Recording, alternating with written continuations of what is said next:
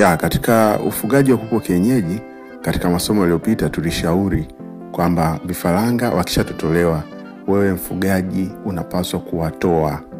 Faida ya kuwatoa hao vifaranga ni kwamba unamfanya kuku aendelee kutamia mayai yote na kutotoa mengine, lakini wakati huo wewe uwatekea, yani wewe uwatunze vizuri vifaranga, kwa kuwa binadamu ndo anaweza kutunza vizuri vifaranga kuliko kuku mwenyewe. Kwa sababu cha kwanza utawapa chakula sahihi, lakini cha pili utaweka ratiba nzuri ya chanjo, lakini pia kuangalia kwa umakini, kwa sababu pia kwenye masomo yaliyopita tulionyesha hata banda ambalo linafaa kufugia vifaranga vizuri. Sasa katika kufuga vifaranga hao ukiwa umewatoa kwa mama yao, changamoto kubwa ni jinsi ya kuwapa joto. Wengi sana wamekuwa wakitumia taa, wengine wakitumia majiko maalum ambayo wanaweka mkaa kwa ajili ya kuwapa joto, kwa sababu kama angekuwa kwa mama yake basi angekumbatiwa kama tunavyoona vile. Lakini unapokuwa na vifaranga wengi, kutumia njia hizo za kisasa ni kuwapa joto kwa mwanga na jiko, ndio njia sahihi. Lakini pia unaweza ukawa na vifaranga wachache ukatumia system hii mpya ambayo ni ya kuwapa joto kwa kutumia vifaranga dada. Vifaranga dada kwa tafsiri sahihi ni vifaranga ambao vimewazidi vifaranga hawa wapya kwa umri. Yani wanaweza wakawa wamewazidi wiki 3-2, kiasi kwamba hao vifaranga wiki 3 au vifaranga dada kama tunavyoita hawahitaji kutumia joto, wana joto lao tayari.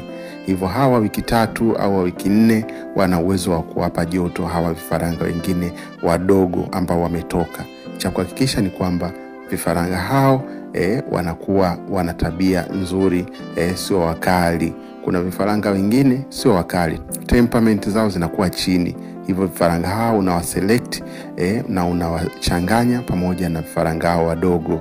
Utakuja kuona wakati wanalala vifaranga hao wadogo wanaweza wakawazunguka au kuingia kwenye mabawa yao kama wanavyofanya kwa mama yao, hivyo kupata joto kama vile ambavyo wangekuwa na mama yao, hata kama una taa wala jiko.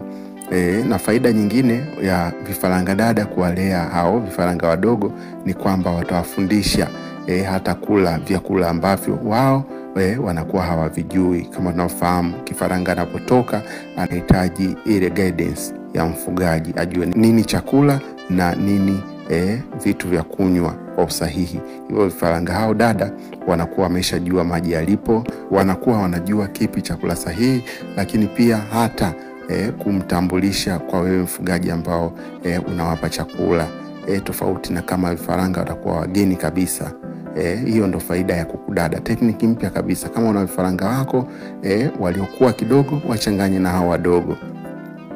Lakini hakikisha sana vifaranga hao ambao kuku dada wanakuwa wamelelewa katika mazingira ya wamepata chanjo, lakini mazingira ya usafi, ili wasiambukize magonjwa kwa kuku hao wadogo. Zingatia sana hilo, utafurahia na utafuga kuku wako kienyeji bila kutumia gharama zozote.